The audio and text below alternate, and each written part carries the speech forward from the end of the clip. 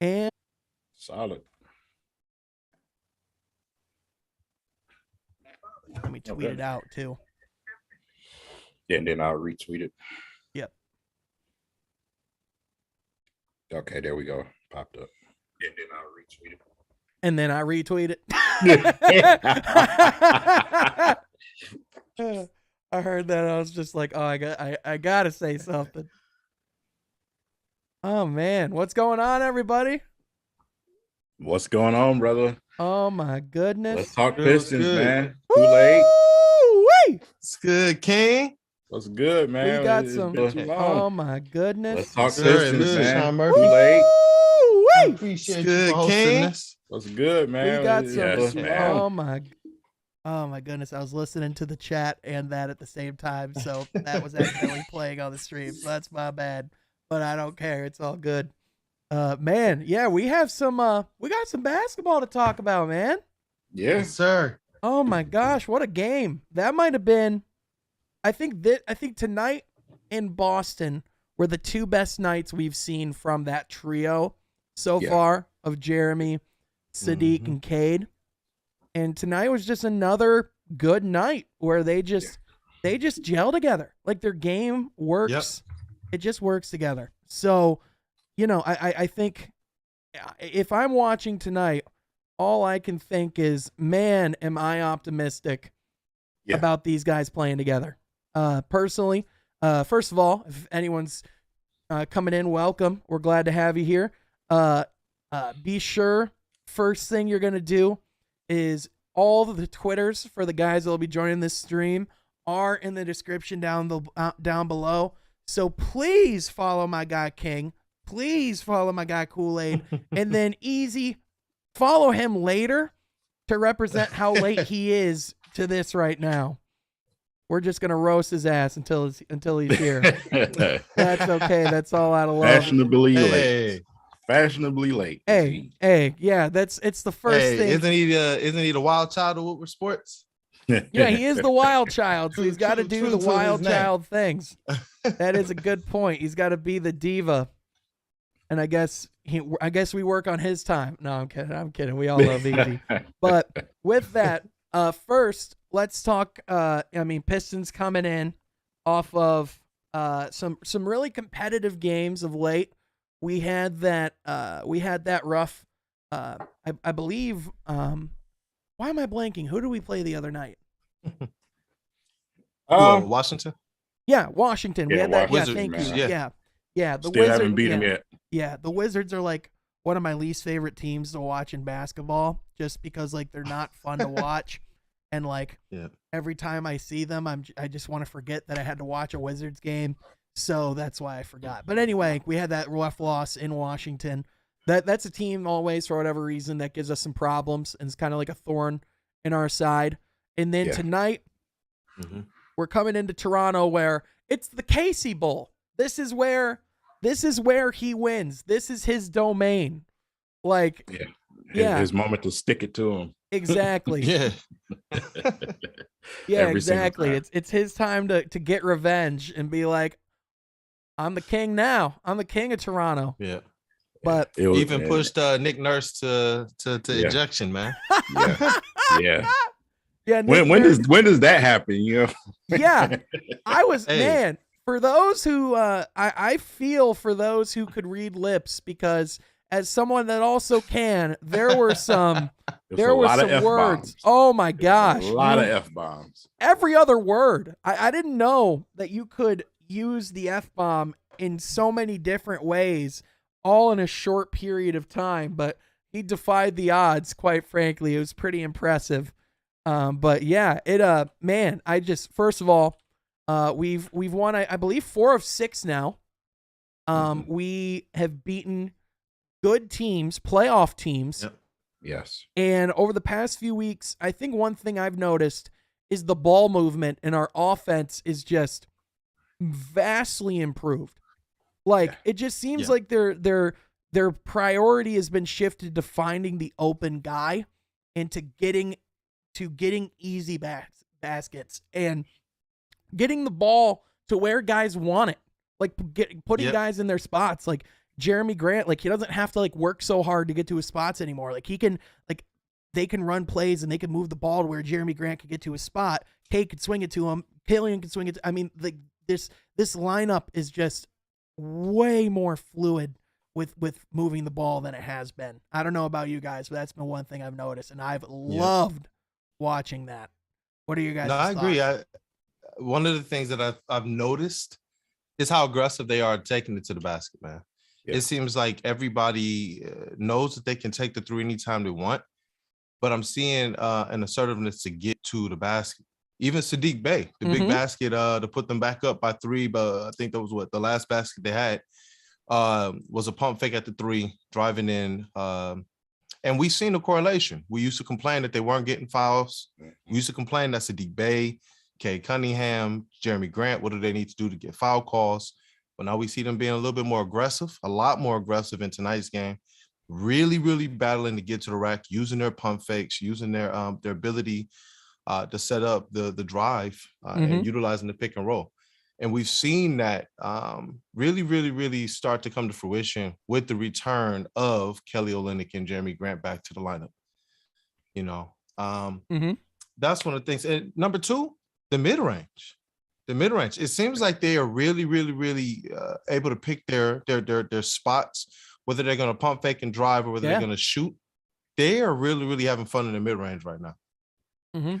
Hey, you guys are being nice. You know, I chose violence today. You know, I chose absolute violence today for this crowd that just, I mean, up and down, just insist. Hold on, man. Let me get ready.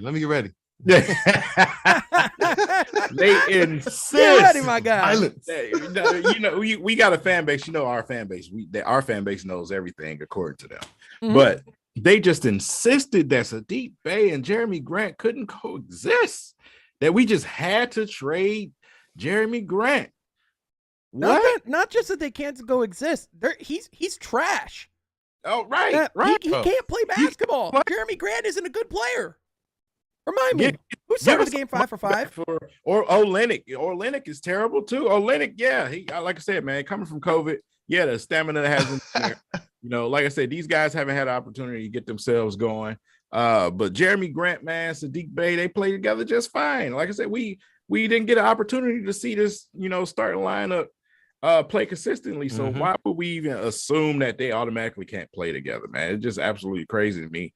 And like I said, you looking at somewhat of a big 3 with these 3, man, with him, Cade, and Sadiq Bey. So, you know, Sadiq Bey's ceiling is Chris Middleton to a lot of people. I'm just waiting on that for a couple of years on the line to prove them wrong. But yeah, I'm enjoying these 3 play together, man. Yeah, for sure. By the way, first of all, want to also welcome everybody that's in the chat.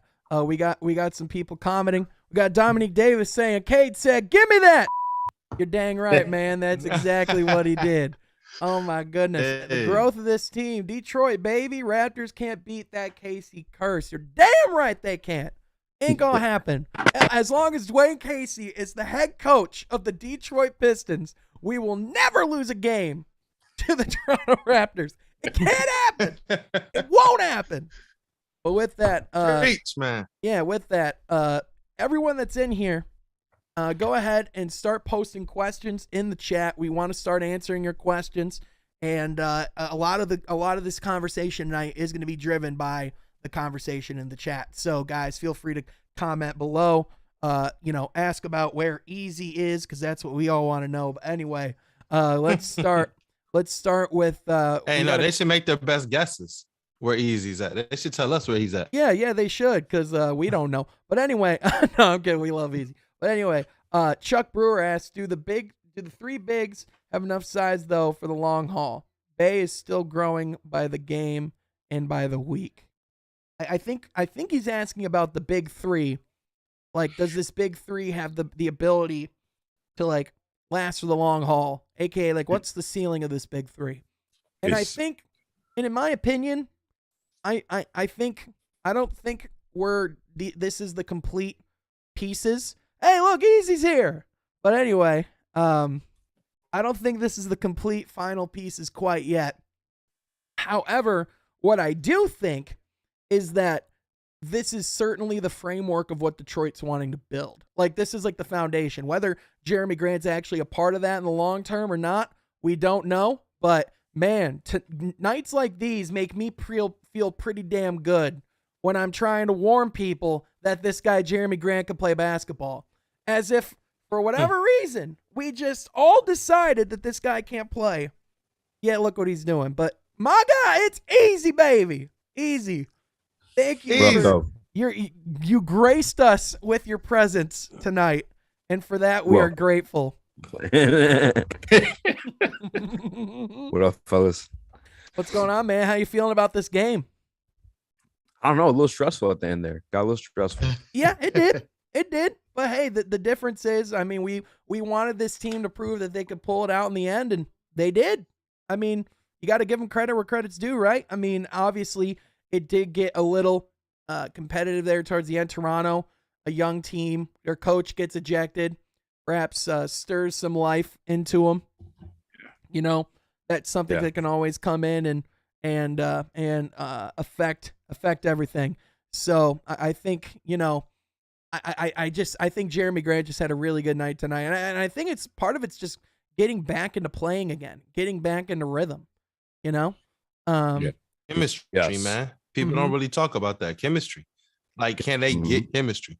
Right. I remember back in the days, 2002, 2003, 2004, and beyond, that was one of the key words, especially when trades were made, when free agents and drafts were made. They said, yo, let them get their feet under them.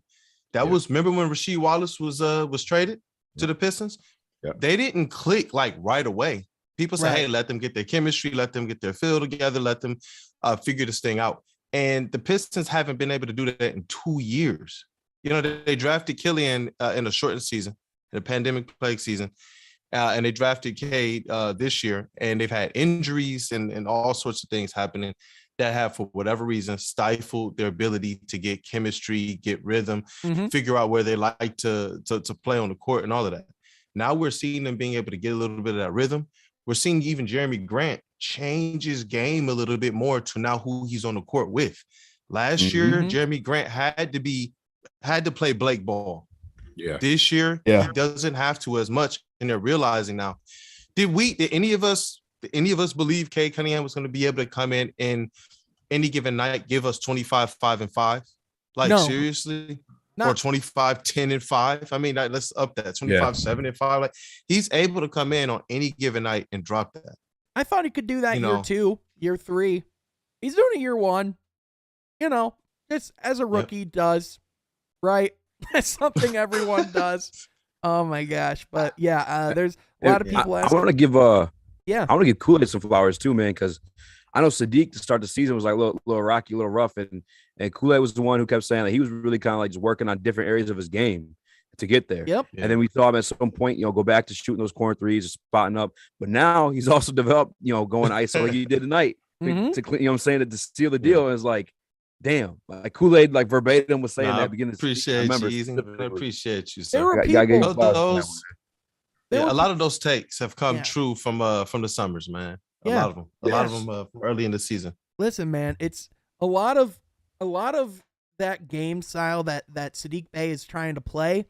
Some of it's about doing those in game to see what works and where you like to score from. You know what I mean? And like a lot of it was just, you know, people were like, you know, people got to the point where it was like, do we need to send Sadiq down to the G League? Which was that was too far when I saw it. Like that's just the kind of stuff where it's like, what is he gonna do in the G League that's gonna make him be better on the big stage? He's gonna score 60 points in the G League, and it's not gonna do anything for him.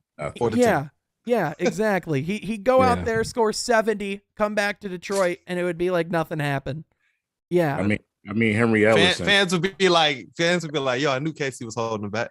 Henry Ellison is one of the G League 75 greatest players of all time. You mean Henry Ellison of the Summer League God Squad? Like, this guy is all-time Summer League team, dude. That guy is Dirk Nowitzki only in June, but like not the important part of June, the end of June. Right. I wanted to say this about Sadiq. The thing is, for people who never really played basketball before, when you spend the summer working on a certain part of your game, there's a chance that when you come back, that the part that you that the thing that you were good at, the previous season, it just may take a step back a little bit until you can get yourself back into that rhythm. You know what I'm saying? It's obviously he's been working on his dribbling and his attacking the basket, his moves around the rim, his post moves, everything else. So, for him to come in and struggle shooting, that was nothing that I didn't expect from Saddiq Bey. And it's good to see him get himself back in rhythm, man. We getting 20+ point games from Saddiq Bey on a more consistent level. So, like I said, it's great. Yeah, 100%. It's almost a point where like is he? I mean, I for sure right now the best player on the Pistons right now I think might be Saddiq. Yeah, even over Grant. Well, I think Cade Cunningham might have something to say about being the best player. I think Sadiq's better than Cade right now, bro. I got some work to do. Cade, I love Cade. Cade still got some work to do, especially in turning they all have some work to do. But where I would argue is that Saddiq might be a more skilled player in his particular area or in his particular role, but I think Cade has a bigger role than that, and I think he does a lot of different things on the court that we've seen when Cade Cunningham's out of the lineup. 2, 3, 4 guys can't fill in what Cade Cunningham does in a single night, as far as points, rebounds, assists, all the different things that he does on like a night-to-night basis. So like that would be my one argument is like, and especially now that we're seeing Cade become like more consistent, like he's up there with Saddiq and Jeremy in points, but like he's like lapping them in rebounds. He's like got like 9 assists. He's got like 2 steals and like 2 blocks. Like, you know what I mean? I think just we're seeing the true, like we knew he was versatile and we knew that it could work. I don't think we all anticipated like what you're saying, that he could do it this well this soon. And that's the thing about Cade Cunningham that's been so impressive. Yeah. But I'm go ahead. I apologize. No, I was gonna say that I lean towards you. I lean towards what you're saying, Sean.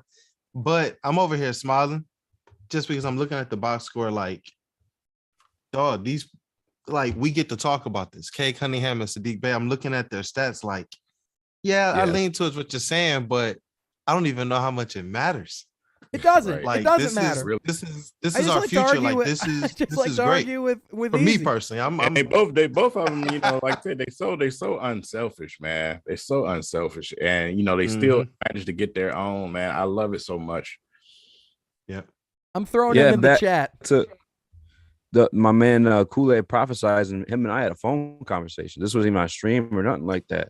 Right after the trade deadline, and we were talking about how Grant can play team ball. We see him do it in Denver, and all the same things we just said earlier too. Like these guys have to develop chemistry and be able to like trust each other and stuff like that. And like, sure as shit, we're seeing it come like tuition right now down the stretch towards the end of the season. It's not even like it's like teams already like got playoff spots and are relaxing. Like no, like just people still battling for like higher seeds, and even like another scrappy young team like the Raptors. Like the Pistons doing work right now. Yeah, and like they're going out there like they. Realistically, if they wanted to, they could quit and they could say, we're done. We don't really want to focus on that. Like, we're just going to play like some of our backbench guys and like just try to lose. But like in reality, if you look at like what they're actually doing right now, they're trying to establish their identity for years to come. Like they're trying to like show people and also like get themselves to buy into, this is the kind of basketball we want to be playing going forward. This is going into the summer. This is what we want to be building towards. This is the kind of game that we want to be playing. This is where we're going. In the draft, we're going to go get we're hoping we can draft in the top 3 and go get a big that can go and bring this to the next level. Cause like, I'm just looking at this and I'm like starting to picture Jabari Smith more and more in a Pistons uniform, man. I'm not going to lie. I'm starting to become a little swayed by Jabari, man. I love them both. I love Chet. That's crazy. Love Jabari. But like, dude, Jabari, he's a hooper, man. And I to me, like he might be the guy that could get out the gate running real fast, and that could be pretty fun. But however, like I said, my thing with Chet is always going to be that ceiling. That ceiling, we don't even know. to quote Michael Jordan, the ceiling is the roof. You know what I mean? Like it's super high, but no, but here's a question. Yeah. Can the Pistons lose picking anywhere in the top 6? No. So if they go on a little bit of a run, yeah, that's what I'm saying. Like, it's plenty of it. It's a pretty deep draft. It's a pretty deep draft. It's a really deep draft. Big. It's a pretty big deep draft for bigs, man. Mm-hmm. Surprising. Yeah, 100%. Speaking of, have y'all seen this? 1-13 without Cunningham all time. That's crazy. That is insane. That's crazy. If you ever want to know if your rookie's important, look at that stat. That those numbers don't lie. But anyway, so people have been talking about how I think there's been some questions about Marvin Bagley. So first of all, he's missed some time now. Missed 3 games. He sprained his ankle, I believe Sunday night. And ever since, we haven't seen him in the lineup. But people have been saying that Marvin Bagley should maybe be playing the 5. I will be the first to say, no. No. He is not a 5. I'm sorry. He can't defend. He's not a good he could be a decent roaming defender, right? Like down in the paint, but like he just doesn't have great defensive instincts. Now I will say he does have some post game to him. He can go get you a bucket. He can go out and get 10, 12 a night consistently right now. Maybe even 15 if he's feeling good. And even some of his rebounding ability, like there's a lot to like with Marvin Bagley. But what have you guys thought of the Marvin Bagley experience so far? And what do you hope to see from him in the rest of the season? I mean, of course, as much as we can get because, with the injury, we don't know when he'll be back. But Eazy, since you're last here, I'll have you go second. Koolaid, what do you think? I think lucky we all black. I would have said something. Yo, by the way, I like the jerseys, the Game Boy, and all that. It's dope, man. Yeah, it's a good background. Thank you, man. Yeah, it's pretty dope. Yeah, y'all I got got you about Batman. Hey, definitely. He's got we got that little Caesar's pizza box back there, baby. You don't mess around. By the way, please be sure to save it, man. By the way, seriously, please be sure to keep asking questions in the chat. Anyway, you guys go ahead. Koolaid, go ahead. Yeah, with Marvin Bagley, he hasn't really played consistently. You see this happen sometimes with players when they get in. He wanted to play. Marvin Bagley was playing hard too. It wasn't like he was just, hey, I'm here just to get a few buckets. He was really, really going. You see that happen. Sprained ankle. That happens, man. I expect him to rehab, get back, and be able to play more consistently. Mm-hmm. I don't know which position is going to be easier on him because he does have a history of injuries. I don't know how much of that is Sacramento kind of sandbagging or not. I don't know. But obviously when he's played, what's there been not to like? Yeah. Like seriously, what's there been not to like? I've loved everything that he's brought to the table. I've loved the energy. And the one thing I like is when a player excites his teammates, man. Like everybody else seemed amped to be out on the court to play with him, to try and throw a lob, to be able to call him up for a pick and roll. I like when that happens, and when you're talking about a young team, it gets really, really, really, you got to worry about who you're adding to that core. Right. You have to. Marvin Bagley, he's come in. You haven't heard him say anything wrong. You've heard him say all the right things. You've seen him do the right things. I like it. Just get healthy, sir. Absolutely. Hey, Eazy. I mean, or should I say, yes, sir. It's easy, baby. Why you got flex on us like that, man? Hey, I'm not flexing on you. I'm just trying to bring some fun into it. I'm trying to bring the energy, bring the good vibe. You're having fun flexing on us. That's what's going on. I'm playing. That's dope. Yeah, that's exactly what it is, Eazy. That's what I'm trying to do here. No, I'm kidding. Go ahead, babe. No, I think in any situation where Kelly Olynyk is playing the majority of the 5, you cannot complain or say that Bagley can't. You know what I'm saying? Because watching Kelly, nightly, not even just tonight. Just he gets cooked. I mean, you saw Thomas Bryant come off an injury, put out a freaking highlight reel against us when we played Washington the other night. Like Bagley definitely could play a 5 for us. I'm not saying that's going to be a strong suit or anything like that, but just for what our team is right now, it's just going to be a role he's going to have to play. Now, if he floats around, like, yeah, that's fine. But I mean, the 5 is what it is. But I love having him, man. It's a night and day difference. And I'll touch back again on that Washington game. But I think their centers combined for like almost 30 points. You know what I'm saying? And again, Thomas Bryant is coming off of an injury. Like he was doing like, oh, this shit, he was going crazy on us, man. Like he was going dumb. You know what I'm saying? And it's night and day difference having like a true 7-footer in there, just someone with some length, just to get some respect. I think he's quick off the floor to grab like the boards and second chances and stuff like that. And like, bro, just to have like to be brand new to this team. Like I'm looking at some of the stats he had, only the 4 games to play, but like the last 2 before he went out, 14 points on 5 and 9 shooting, and then he had 16 the night before that. Really consistent, efficient shooting too, like 5 for 9, 8 of 13. Like Bagley, I love having him. I love at least having like a athletic big on the floor with these young guys. And it's crazy, like this little quick turnaround the Pistons just did on us. Yeah. I don't want to get like too hype over it because like obviously he's still losing season, and I do want number 1 pick, but like it is impressive because I miss these competitive games, man. I miss them so much. Well, and I almost like was losing faith in everything there for a minute. And I think the good thing is I think you're going to see these guys be competitive down the stretch.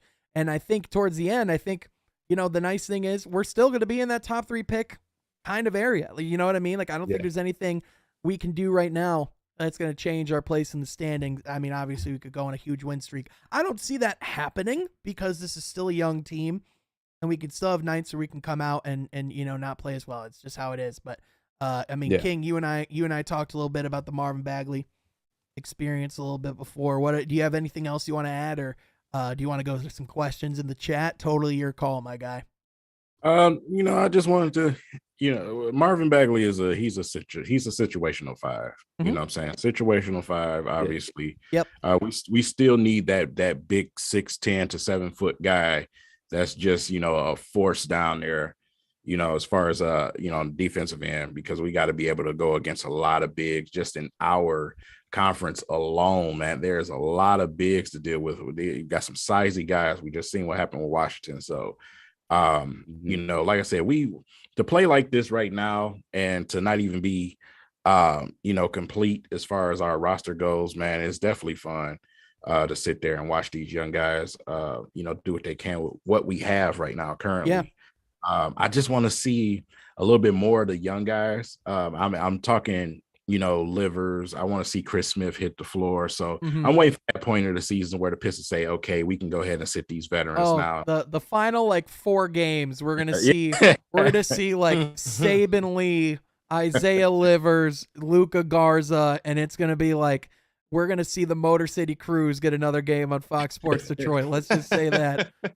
Anyway, we do have some questions in the chat. I saw it looks like we have someone really wanting to know, is Killian our future point guard? That's a question I keep seeing coming up in the chat. And here's what I'll say. First of all, I think I don't think there's enough that we've seen to say that you can definitively say yes to that question. However, I think we've seen enough to where you can't legitimately say no either. But here's what I will say. Let's just contextualize what he's been so far. He has been a bad NBA player offensively. Defensively, guy can play. Never question that. Guy has some nights where he has elite playmaking on the defensive end. And when he's actually at the primary ball handling role on the bench, that's actually where he shined because he actually is playing against some players that he could potentially be better than. I think with Killian, I don't think we've seen any. I don't think we've just seen enough yet to where we can make any definitive judgments. Now, what I will say is if Killian Hayes is like this time next year, where he's like 7 points, 2 of 6 from the field, 1 of 1 from the free throw line, sometimes 9 assists, sometimes 9 turnovers. Like if he's like this, then the answer is hell no. And that's just the way it is. Do you got any of you guys have anything strong to say or any thoughts on Killian of late? It's too early. It's just too early. It's Yeah. too early right now. Like I said, just from the certain flashes that you see here and there, it just says to me that he could get to that 12 to 15 point range eventually. But I think it takes a couple of years before he develops that part of his offense. Defensively, like I said, when you look at the guard play on the defensive end for the Pistons, he's one of your best defenders. This guy's out there defending big men, you know what I'm saying, sometimes. So as far as defense, assist, a rebound, another rebounding guard off the bench right now. The bench is where he should have started. He should have started there. I don't know why they did that to him, but he should have started there. But it's just too early. It's too early. We got to give him at least this summer to go and try to work on his game and try to add something offensively to his game. And like I said, we come back next season and he's still doing that on the offensive end. Then I agree. Hell no. What I will say, I generally don't like to read into tweets too often.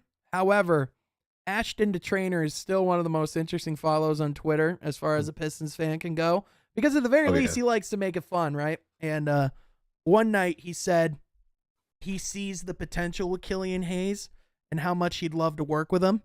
So to me, the ultimate scenario I would love to see is a summer where Cade and Killian work out together, where Dwayne Casey, John Beeline, and Ashton all meet and Troy Weaver all meet together and come up with a plan of what to work on, and just seeing those four just go at it in a summer and see what comes out.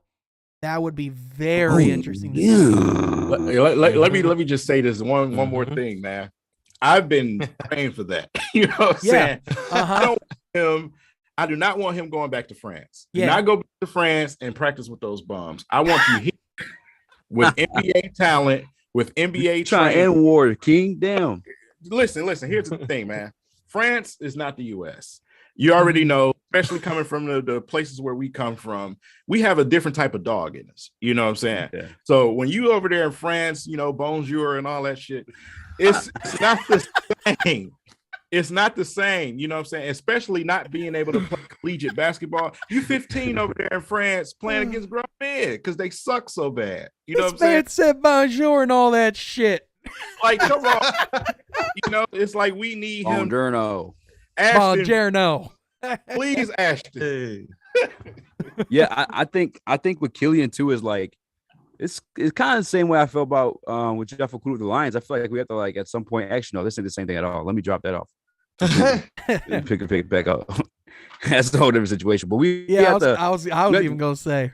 Yeah. We have to be willing to accept him for who he is and what he is. When it comes to Killian, like you look at the career path of Rondo, like Rondo was never a guy that was going to give you 14 a night. I'm saying, but what he could do consistently was play hard nose defense and get guys the shots where they can hit them. You know what I'm saying, and Killian is that looks to be his career path, and we still have him on a rookie contract. Let's not chase him out of town because we want him to be something that he's not. You know what I'm saying, that's still something very valuable to have on your basketball team, whether it's off the bench or just facilitating. It's still something good to have in your back pocket. There's role players on championship teams, and Killian can still be that.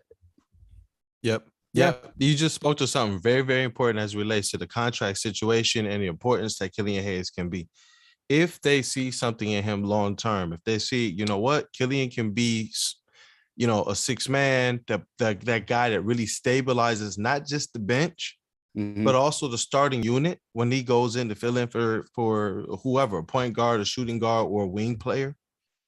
That's important. If you saw the 2004 Pistons, we understand just how important it was to have a trustworthy guard on the bench. It was very important because Chauncey Billups couldn't be ran ragged or else we don't win that championship in 2004.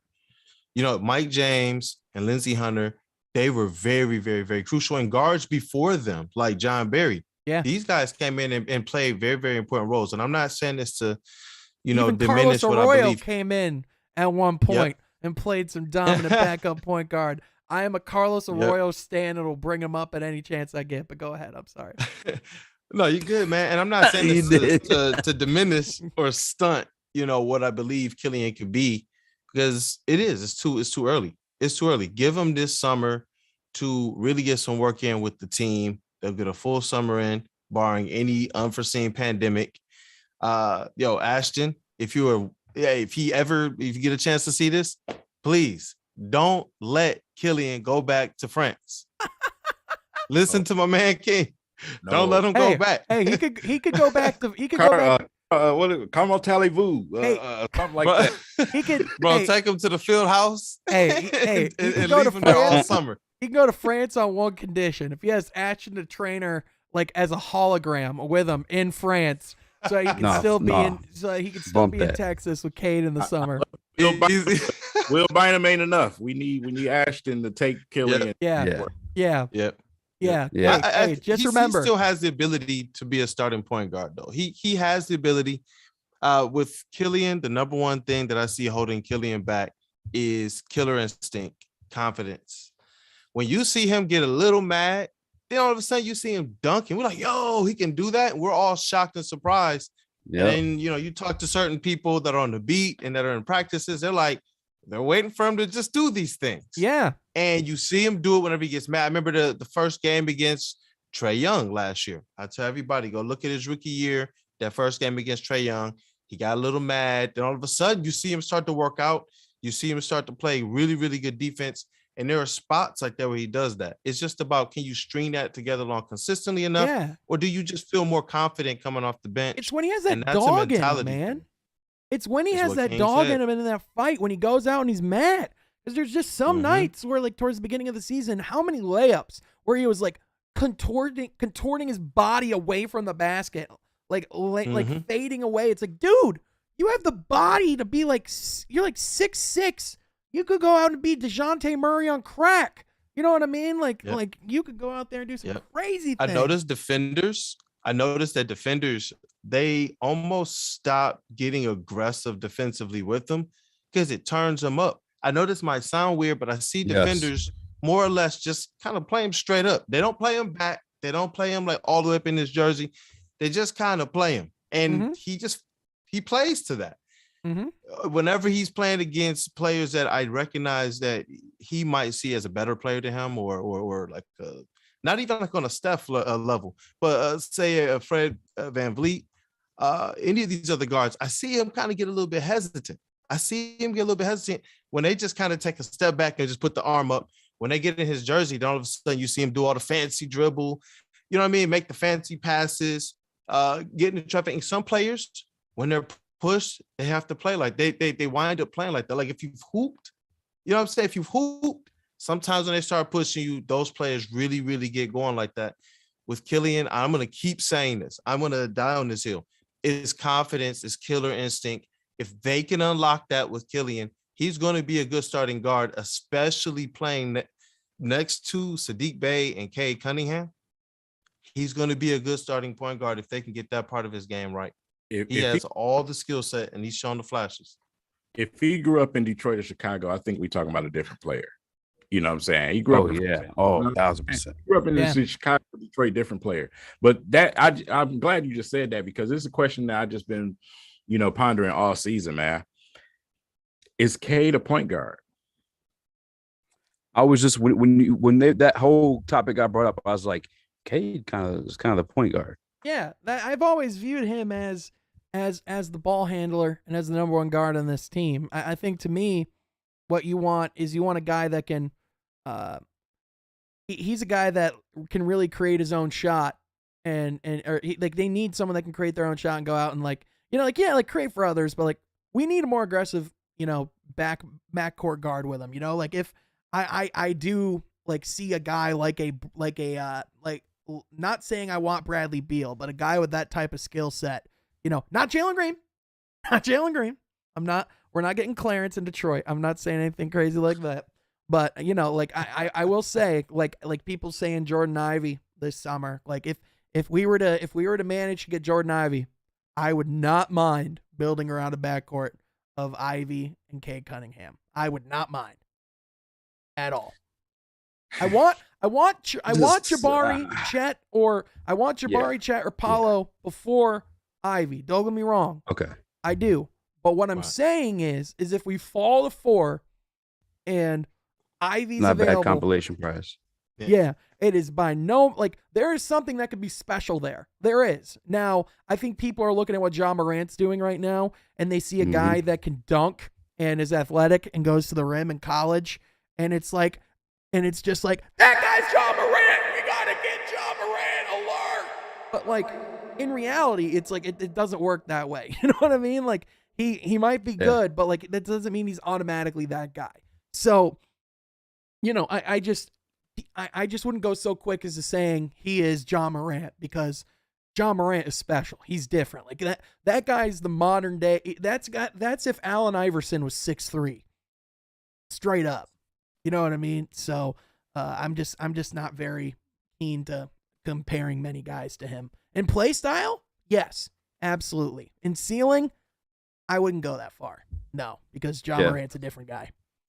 But back real quick to the point guard situation. Like, I think it's just, I'm not tripping if Killian ends up being like a role guy for us, because I do love the energy he brings on defense when he does come into the game, and he can create offense for the other guys too. You know what I'm saying? And like his shooting, I don't know if that's gonna come, because it's been ugly.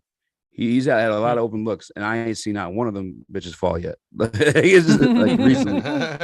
So it's just like, it might just be, it is what it is. You know what I'm saying? But I hope he finds comfort in that role to where he embraces it and excels in it. You know what I'm saying? Like, you know, being that defense guy and facilitator. Like, I'm cool with it, because again, he's on a rookie contract. There's no sense in rushing him out of here, unless obviously we have something, you know, noteworthy of moving him forward. But I'd love to have him here and play that role. Yeah, I think the other thing too, and I mentioned this. I was on the Morning Woodward show the other day with Adam, and Adam was talking about how he was a little annoyed that the Pistons didn't trade Jeremy Grant at the trade deadline. And I think part of it is that this upcoming draft that, like, we're going to be having, like, where we're going to end up. Like, I think ultimately Jeremy Grant's role and future on this team is contingent on what happens at the draft. Because if we go get a guy like Jabari or Chet or someone like Paolo, I think that kind of fills Jeremy's spot in the lineup, for lack of better terms. You know what I mean? I think that kind of fills his role.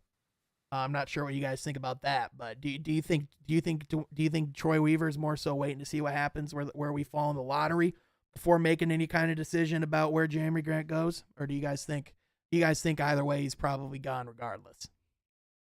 I don't know, man. I kind of feel like if anybody's position is at risk, I think it's Isaiah Stewart. I honestly think it's Isaiah Stewart. That's, you know, this draft also can tell you a lot about where Isaiah Stewart's future is going to be. Is he going to continue to start, or is he going to go to the bench? So, you know, like I said, this is really important. This draft is really important, man. About the future with this roster is very important. Mm-hmm. Yeah, 100%. We have over $40+ million in salary cap. Well, we have more than that, but we have a lot of salary cap space that will be opening up. If you guys could add one player, like your dream this summer, what would be your best case scenario? Ayton. Yeah, I mean, that's a pretty good one, right? DeAndre Ayton. I mean, he's kind of the perfect big. Can we talk about how batshit crazy it is, by the way, that Phoenix hasn't locked him up yet? The fact that, like, they didn't agree after going to the finals that, like, oh yeah, that guy's important to what we're doing. We should probably keep him. We should probably give him the bag. Like, I don't know about you, man, but I'm looking at like, if I'm the Phoenix Suns general manager, I'm looking at DeAndre Ayton. I am begging him to be on my team going forward. So, like, will Detroit add Ayton? I think it's unlikely that Phoenix lets him walk. I think more than likely they're going to match whatever offers made. I would sure as hell not mind if we threw offer sheets over to Miles Bridges and DeAndre Ayton both this summer, just to see what happens. Because go ahead, Eazy. No, I was saying, like, I'm sure that's going to happen. Like, without a doubt, you got to shoot your shot. Mm-hmm. You know, it's just whether they want to come or not. Yeah. 100. I mean, I think, and those are both guys, again, restricted free agents. I know Jalen Brunson is a guy that keeps getting brought up as a really enticing free agent. He's a hooper, man. He can get a bucket. He's pretty underrated. Like, he can shoot the three. He can play. Like, he's a speedy guard. Like, I like Jalen Brunson, man. He is not a scrub. I think I like Mitchell Robinson if we can't get DeAndre Ayton. Yeah. Finally get some size, some like a verified 5 down there. I personally would prefer. I think I'd prefer Robinson over Ayton, not because of the quality of player, Ayton's a better player. Don't get me wrong. However, what that contract? Yeah. Yeah, and I mean, and that's the scenario too. We carry all that cap space into 2023 with the free agency class is even nastier. Yep. That's when it gets wild, and I think that's when Detroit is really going to start to come. And I think this year is like another foundational year of like, I think this is a year where we try to like, next year's when we try to push for the play-in, right? And that's when it's like with how the Nets did it, where it's like, hey, this is the program we built. This is where we're heading. Who wants to be the rocket fuel that makes this shit blast off? You know what I mean? Like I think when people are like looking for like Detroit to make some noise and really go towards veterans and guys that, quite frankly, I don't think any of us, I think there will be guys that will be Detroit Pistons in the next year or two that we have never seen coming. I guarantee it. Yeah, well, in the Troy Weaver era, that's how it's been. Troy Weaver. True. Yeah, man. In the Troy Weaver era, that's how it's been. All these signings. Remember when Jeremy Grant was signed? All of us were like, what? All of us.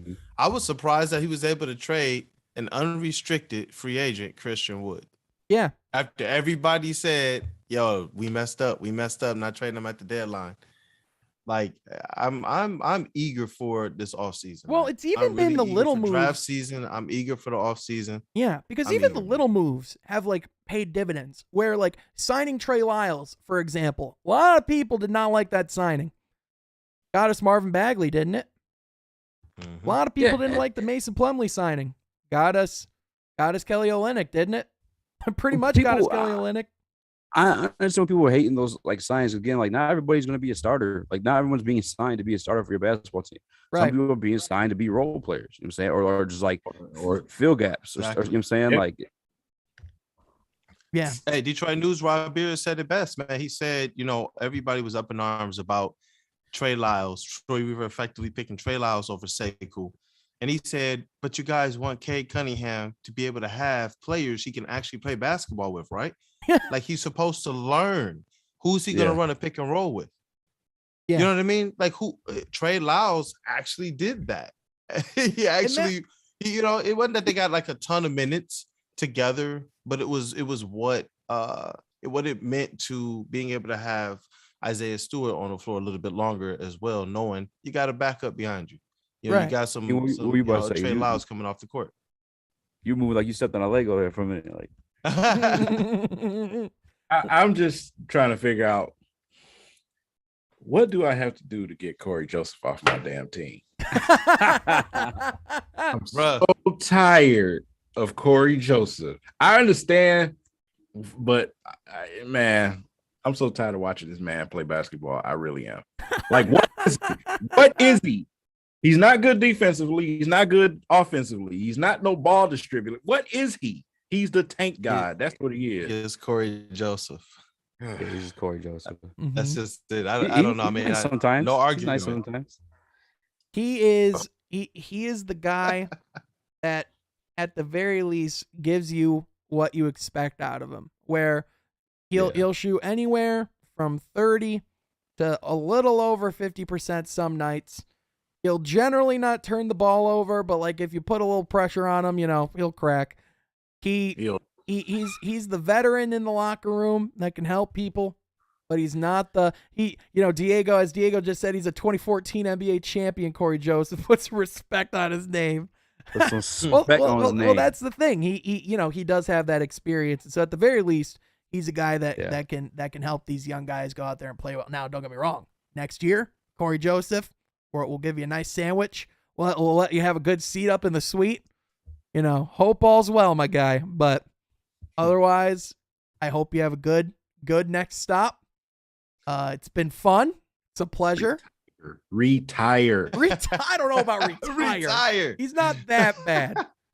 He's not that great, but he's not that bad. To the Jeremy Grant point too, is another conversation Koolaid and I had too, is like Troy Weaver's smart, man. Like he's not just gonna move a guy just to move him because the fans want him, or just because like it makes no sense to do that. And it's simply put, from like, if you took a basic economics class in high school, even, you know what I'm saying, this is a thing called supply and demand. And Jeremy Grant's contract becomes an expiring contract next year. There's gonna be more suitors with them, plus the people that wanted him this year. So that price is gonna go up to what Troy actually wanted. And this was something that, and shout out again to Koolaid because he's brought this up. The Luke Kennard trade. Remember, everyone was like, "Oh, trade him." What Troy do? He waited to draft night to when he actually knew what picks he was trading for. Mm-hmm. He wasn't just trading for it and hoping it ended up being a lottery pick or something like that. Like he knew what he was gonna get in return. You know what I'm saying, and he turned to Sadiq Bey. Yeah, so it's about pulling the trigger at the right time for the right reason. You don't just make moves to make the move. Like they actually have to tie into what your plans are. Because I mean, I think you're looking at a team like, so the move that I will not stop talking about because of how stupid it was the Kings trading for freaking Sabonis. Yeah, Sabonis. Thank you. Yeah. How's that working out, by the way? I get so angry whenever I bring it up because all I can think of is Tyrese Halliburton and how much he's been going off in Indiana. Which, by the way, Kings nowhere near the play-in tournament. They actually had a game last night where they could have made up an entire game on the New Orleans Pelicans, lost by 30, and Sabonis and Fox are actually starting to struggle a little bit together. Who would have thought? But anyway, like that's the example of a move that was made for the case of making a move, right? But that's what I'm saying. Like, what did you trade for him for? You're in the West. You're in the West. What are you doing, Sacramento? I think someone booted up 2K in the middle of the night and got when they were a little tipsy and they wanted to do something. They're the example. They're the example of what, past Pistons management would have done just to make a trade, just to freaking do it. You know what I'm saying? Well, it felt so much like the Blake Griffin trade, like from the sideline, like when Detroit was trying to make the playoffs, like we went and traded for Blake Griffin, exact same thing. You know what I mean? Just to make it there too, not even to win a championship or even a playoff round. Yeah, it's just to be. It's just to be there. To be there. Like what the what? That day when I made my video, that night I said, listen, man, I don't know what Sacramento is doing, but this literally has to be the worst franchise in the NBA right now. They are terrible. They are horrible. Lakers are saying hold my beer a little bit here and there as far as how things are. Championship. The Kings been terrible for forever. They always do something. They always do something stupid. It's starting to seem like it's by design, man. Like it's almost like as if somebody in the organization felt bad that Tyrese Halliburton actually drank the Kool-Aid there. Like he was all in, like we're gonna win, we're gonna this, and someone was like, "Yo, he wanted to be there. Get him out of here. He wanted to be there. Hey, we don't do that here. Get him to a basketball city. Yeah, I'm serious, win here, bro. Man. And Sabonis didn't know you're the new face of the tank, bro. That's what it is. It's not a struggle. It almost seems like it's by design. How do you explain this? And then, hold on, bro. And who was their consultant this summer? Was Jerry West? Joe Dumars. Joe Dumars, no! That explains it. Hey, I brought that up on King, I was with Neil Rule. He got mad as hell. I was telling him Joe Dumars was overrated. Was like, you look at I feel like he lucked into 04 to that whole team. No, he didn't luck into it. I definitely tell you he didn't luck into it. You can't luck. He lucked into the bad streak that came. It was like not re-signing Ben Wallace. That was, and then trading Chauncey. Yeah, bad draft. It was literally over. Literally, like the thing that's crazy, and the thing that even I, as a kid, because like this trade happened when I was like 9. Even in my head, I was like, "Well, that's pretty fucking petty." Was like Ben Wallace. He literally wanted $12 more million on his contract. 12. You could have kept it in Detroit. Bert, Mm-hmm. let me just make sure you hear this right. $12 million. Hey, Like, bro, then they tried it out. What, Nazim Muhammad? yeah, and then we Oh brought in my Nazim God. Muhammad, Chris Webber. Chris Webber, Allen Iverson, Tracy McGrady, Josh Smith. That's why I started losing Pistons. respect for Joe. That's why I started feeling like he lucked into the thing. Because like Hey. the whole Josh Smith and Moose, that was Right. like, come Towards- on, man. Hey. But we're here now. Though. We're here. What are Dude. you doing, man? Man, do you Jesus. always have that shirt ready to go, Kool-Aid? Every Hey, time we I live. always have this. Hey, it's either gonna be in my hands or I'm gonna wear it. It's gonna be wrapped around my head. Something. Something. Yeah, I'm on board with it because the restore is exactly what they're doing. Troy Weaver has come in and he has precisely said this and has continued to say it and continued to say it and continued to say it.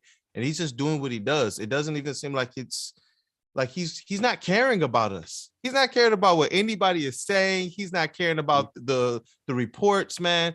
All of the different names that the Pistons are always attached to, they are never the people that the Pistons are actually like dealing for. Troy Weaver is just a confident GM who knows what he wants to do. And that's why I tell people, you know what? Give him a few years before you really start to say anything. I mean, just what, 2 months ago, a month ago, some weeks ago, people were ready to be like, get him out of here. Right. Then all of a sudden, Jeremy Grant is looking like the second coming again. All of a sudden, Marvin Bagley trade happens. Like the Marvin Bagley trade is very, very underrated. I know we're excited that we got Marvin Bagley, but that trade, the signing for Trey Lyles and then flipping that, like, and let's not forget, the Bol trade was wizardry as well. Yeah, I know that wound up getting canceled.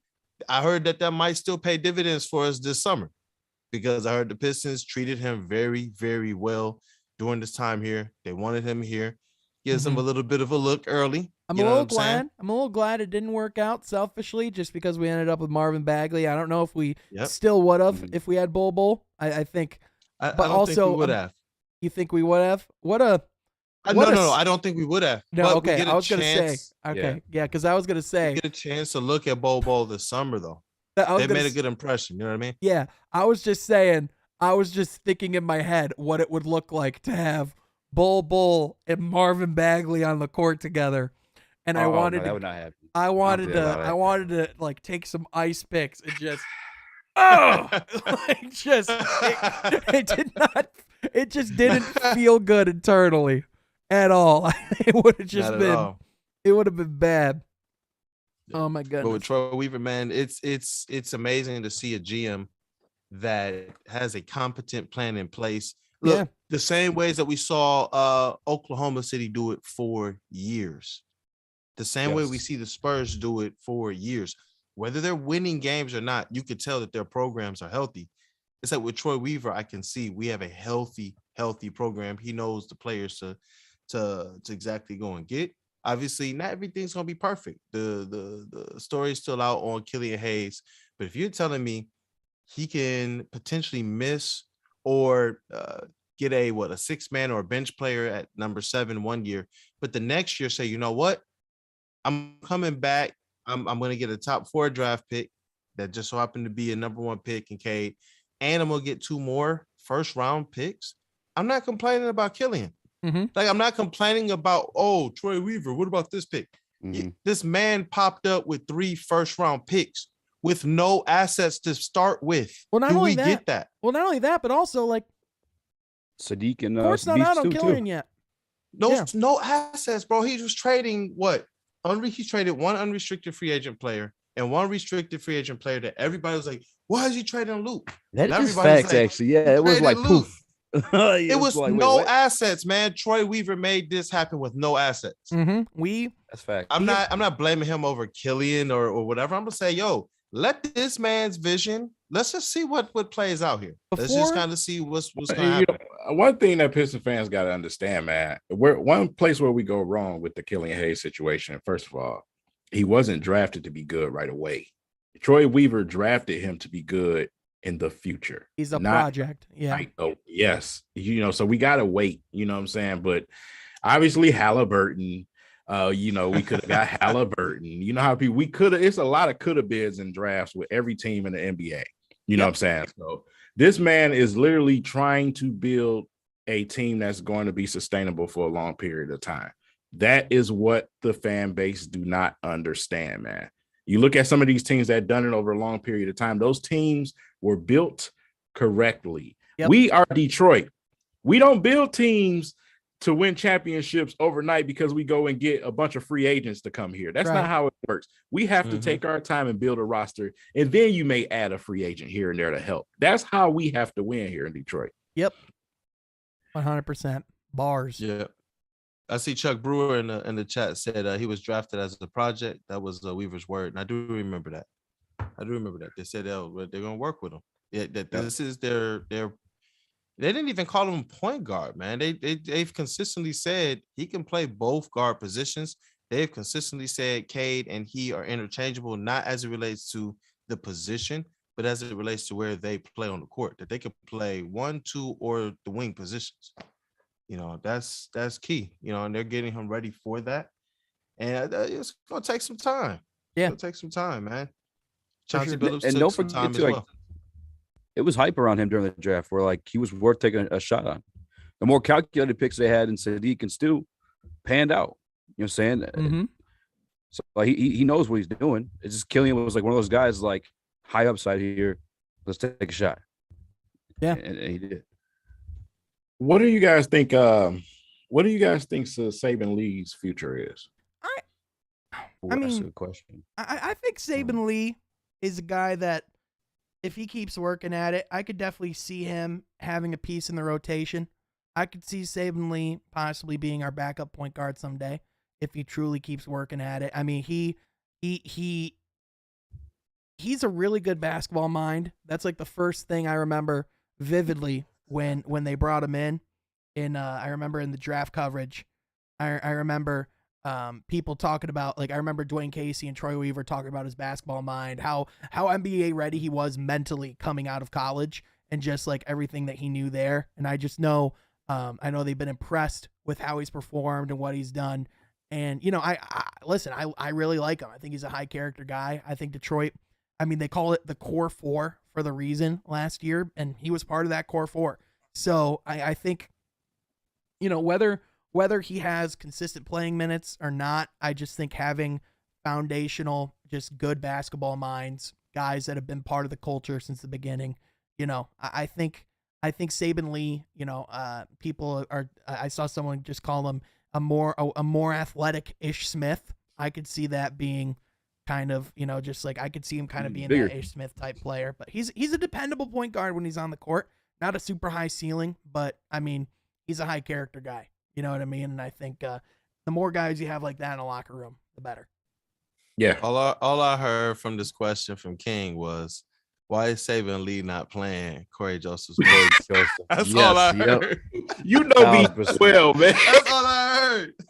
Yep. And I asked that question too. I really don't know. I don't know. Yeah, I mean it's a good question. Sean made some great points too. Oh, you go ahead, Eazy. No, I was just thinking out loud. Maybe a veteran leadership type thing for K. I mean, I don't know, just like a voice. He can do it from the bench too, though. Corey Joseph literally cannot show K Cunningham anything. If anything, K can show Corey something. Not show him things, but explain things to him. You know what I'm saying? Like, but he's been on championship teams though. Yeah. I mean, he knows how to win in an NBA game. No. 2014 was back in BC. Listen, Corey Joseph is not I keep hearing people say, "Oh, he's a veteran." On any other NBA team, I'm not claiming he's this veteran messiah. I'm not saying he knows all and obtains like the original. There's better veterans available than Corey. Yeah, you're not wrong. I would not disagree with you on that. Touches the court on no other team but the Pistons. I swear it. It's like this dude he gives you nothing. He's not teaching anybody nothing. He's not on the bench talking to anybody. You ever watch the camera? He's not talking to anybody. I appreciate Eazy though, man. Eazy is like Corey. Mad as hell. I appreciate Eazy trying to take off for him. He trying to give him some type of pass. Eazy was even like, I'm just thinking out loud, man. Listen, I Like, would be why is he here? I don't know. I mean, we can throw out the different cliches. I know ultimately Casey is comfortable. I don't know with what, if it's the terminology, because I know basketball terminology is key when all of the plays are basically the same. Mm-hmm. You got some young point guards there, not just Cade, young guards, not just Cade and Killian, but Sadiq, Lee, and others even in the G League. So I'm hoping that there is some intrinsic value there, some coaching, something going on in practices, which does matter. That's where I'm hoping, is that behind the scenes, Corey is being showing them how to be a professional NBA basketball player, so that they don't pick up too many bad habits. That's what I'm hoping for. Yeah. I just don't know why he can't do that at spot number 15 and Saban Lee be kind of the backup point guard. Yeah. Well, again, But, you need someone. I mean, you can't win games in this league at any point if you just have all guys that are out there at the same age. Listen, there are times where we have won games this year because Corey Joseph has won us 1 or 2 games. That Kings game. Yeah, he won us the Kings game. You know what I mean? And there's moments where he can go out and he can actually be a pretty decent shooter. Now there are moments where he can go out and be absolute hot dog water. And I'm not saying anything otherwise, King. I saw you rearing up. I saw you start to lean forward. I'm like, King, don't have a heart attack. I'm not defending him too much. 1 or 2 good games don't warrant you minutes in front of my damn young guys, man. I want to see Saban Lee on the court. I want to see my young guards. Now, listen, Magruder is a better example. Magruder is coming in. He's actually useful out there. Corey's just not useful. He's not. He has like 1 or 2 games where he shot the ball okay. Fine. Right. I mean, but we've seen Saban play this year. He hasn't really been anything that's been light breaking or like that makes me outraged that he's not on the NBA roster playing every night. But he was bad at the same time the entire team was bad, though. You know what I'm saying? He hasn't had a consistent chance to go out here to play consistently with any of these guys. I also think, though, that I think the plan all along before COVID would have been to have Saban in the G League this entire time. You know what I mean? So I think the fact that we saw minutes from him in Detroit last year, I think that only happened because of what last year was. You know what I mean? With the That's COVID a year. great point. I'd rather watch Derek Walton Jr. Big What'd you Doug say, says King? sign Udonis Haslam. I'd rather watch Derek Walton Jr. Oh, damn. All right, now we're just throwing shots. G League triple double. But you know what? Throw Sean, Corey you down to the do G make a good League. Let point. him put up 60. No, I'm kidding. Go ahead. Cool. No, I'm just saying you do make a good point there. Casey actually made mention to that in the preseason, actually in the offseason, that this is basically year 1 for Killian. This is whatever they were trying to do last year. They're going to just start it over and do it this year, focusing on development. And those things matter. And I see somebody else in there. They said Weaver drafted dudes that are not bad habit type of dudes, Killian, Beef, Lee, Cade, and so on. What I mean by that is just because I said that Kojo might be here to help these guys avoid bad habits. I mean, like, just as professionals, as basketball players, just, what you do in your routine. That's something that Casey specifically mentioned. I don't know if those guys need that, but it's something he mentioned, man. I don't know. And yeah, he has some games. He has some good games. I just feel like with where we are in our development, I would rather see Saban Lee, but if they're starting this year over, like last year over, then I can understand like why Saban Lee is in the G League, get that run.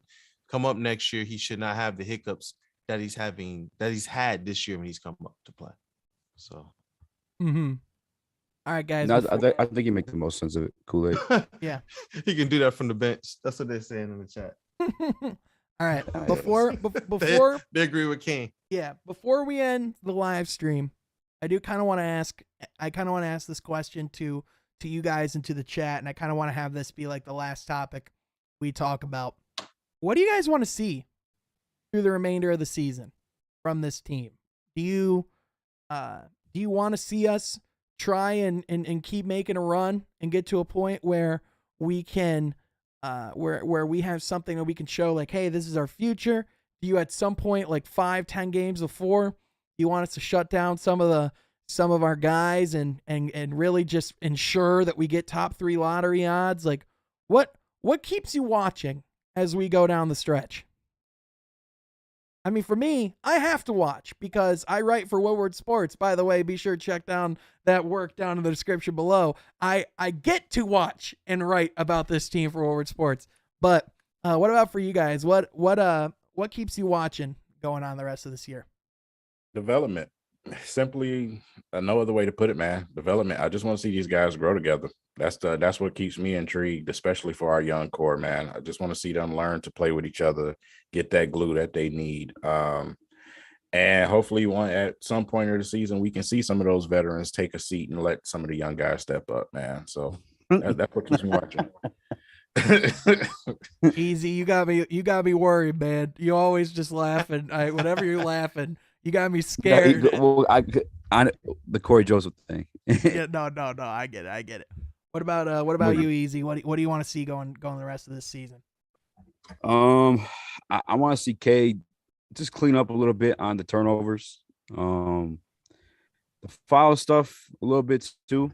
I just want to see him kind of just fine tune what he's got going on. Like when I said Sadiq was a better player, it was not like a shot at Cade or anything like that. I just think Sadiq's better at doing what he does versus what Cade is at what he does at this moment. You know what I'm saying? Cade's obviously going to be the better overall player in the long run, but yeah, I just want to see Cade kind of hone in and just clean up a little bit is all. By the way, as we're ending the show, the poll is currently at who is the better player right now. 71% of the chat, 77 votes, 71% said Cade Cunningham is the better player right now. 29%, 29% said Sadiq Bey. So that's gonna be obvious. Cade, he's our Cade's got a cult following.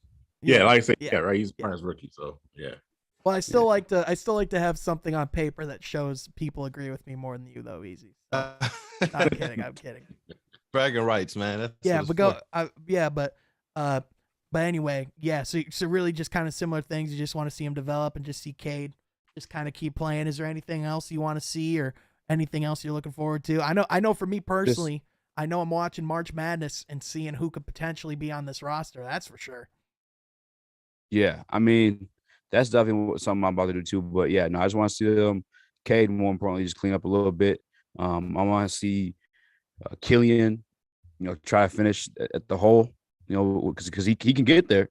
You know what I'm saying? But it's just having the balls to take the shots once he gets there. You know what I'm saying? So that, and then just stay like enjoyable to watch, because like the first half of the season, that was not the case. But coming out of All-Star break, I've been loving watching these Pistons since the All-Star break, man. It's been so damn fun. Mm-hmm. I mean, even the losses, you know what I'm saying?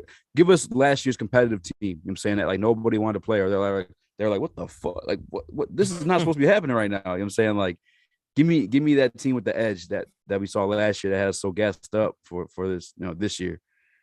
Yeah, absolutely, man. Better than the Lakers. What's that? We're better than the Lakers. Oh, that's true. That's true. Silver lining, man. We're definitely more fun to watch than the Lakers, because Jesus Christ. But anyway, Koolaid. What about you? What do you want to see going into the off season? And it's really what I asked you guys earlier. Yeah, is there a problem? Like, is there a panic zone if they fall to like 6 or 7 in this draft? Because I kind of want to see them mess it up.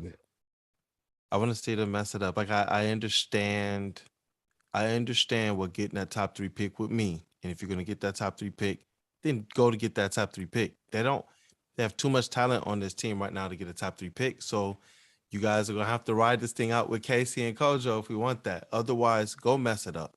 I want to see them go and challenge, even if they miss something. I want to see them go and really try to win every game. That's what I want to see. I want to see Cade. I like seeing Cade trying to hit the big shots.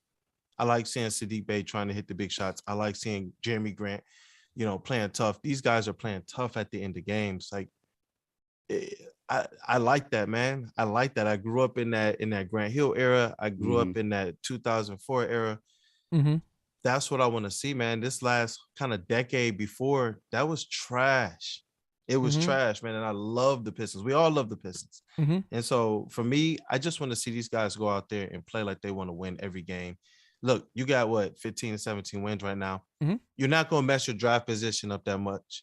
Go out there and try and smack everybody. That's what I want to see. And I mean, just to, King and Eazy, they talked about as well, the further development of the players, and that's what I want to see. Yeah, absolutely. We play again tomorrow night at home against the Pacers. So Tyrese Halliburton and crew will be coming to Detroit, and that is the beginning of a 3-game homestand where we will also be facing the Atlanta Hawks and the Chicago Bulls. So the Pistons still do have a little bit of a difficult schedule coming up. Plenty of playoff teams remaining on the schedule for us. Will be really interesting to see how these guys respond and play as we are heading into, guys, we only have about 36, 37 more days of this season, and then we're done. And then that's it.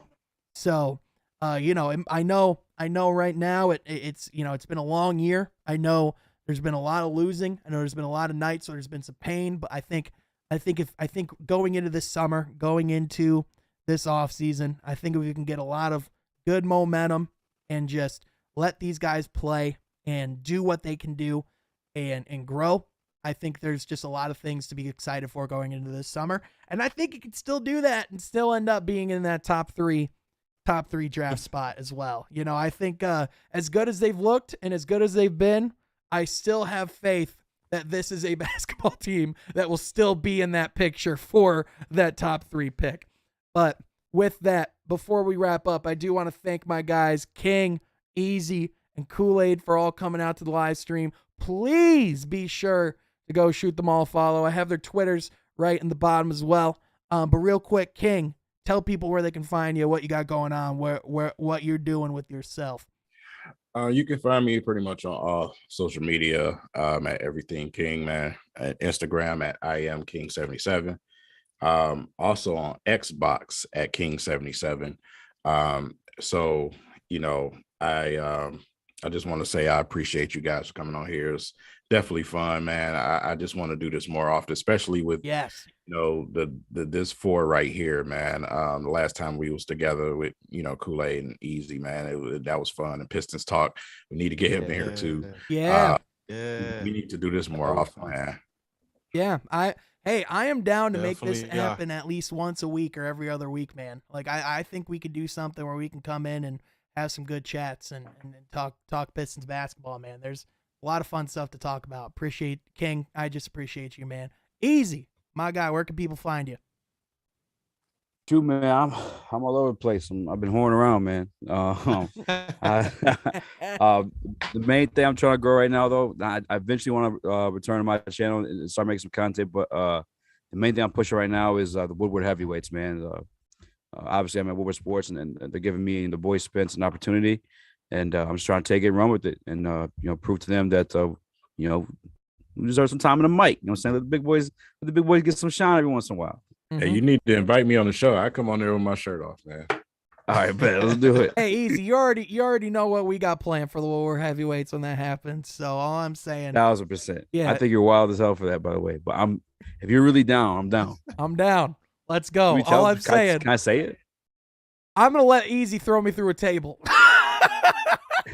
Hey. I for real. He's dead ass. I am dead ass. I will let Eazy throw me through a table. Wow. Wow. You heard it here live. They go throw me through a table. When and where? When and where, man? Hey, you'll find out. My table. Yeah. I asked D-Mac, and he said, all you gotta do is take out the metal. I was like, all right. Listen, if D-Mac could throw me through a table, my life would be complete. That's all I'm saying. Oh my gosh. He still got it. But anyway. He's still Yeah. So check out What We're Heavyweights podcast. Be sure to subscribe to that there on YouTube as well. But Koolaid, last but most certainly not least, where can people find you? What can people look out for? Hey, at Detroit Koolaid, Twitter, Instagram, and YouTube. There's gonna be some stuff coming. Let's go. Yes, sir. There is some news coming from Whooper Sports soon. Let's Hoop go. stuff. Yes, sir. You know, I'm sure Eazy knows, but I'm excited. We got some big news that is on the way. And hey, hopefully we can be on one of these live streams and shine and release that information, man. So I think I know a little bit about it, and from what I know, I'm pretty, with the limited knowledge that I know, I'm pretty excited. All I'm saying is good stuff's coming to Woodward Sports, man. I don't know. I'm excited. No, King. I got you on the short list. Yeah, we'll hey. Don't worry, brother. Yeah. Don't worry, brother. But seriously, before we go, be sure, real quick, follow my work on Woodward Sports. I am a Pistons writer for Woodward Sports. Be sure to follow on Twitter, YouTube, all that kind of stuff. Post basketball content here all the time. Love Detroit basketball. Love Detroit sports. Absolutely love that. But basketball is my place, and my thing I love to do the most is be on the mic and talk basketball with people I enjoy and people I respect, and to have some fun talking the game we love. So I just appreciate you all for coming on, and I appreciate everyone for tuning in, because we are definitely going to do this more often. Maybe we can even come up with a name to this, and this can be something real. But I want to thank y'all for tuning in. I want to thank everybody for listening, and we will catch you next time from Half Court. Be sure to subscribe, and subscribe to all there.